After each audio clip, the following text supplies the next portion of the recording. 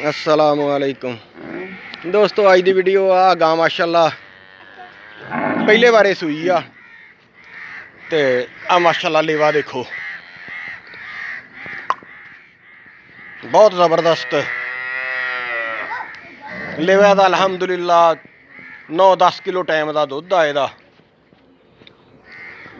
तो हो कुछ लिसी गई आ पता नहीं किस वजह तो इंशाअल्लाह हुण दारी करांगे दबल के तो हुण सौखी हो जाऊगी। पहले सूण वाली सी, खड़ खुड़ ना पाई, इदा ना होवे कोई खराबी पाई जावे, खड़ वंडा दलिया ना पाया।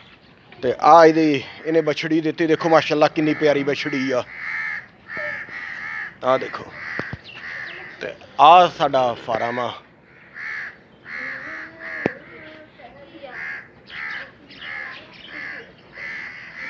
माशाअल्लाह।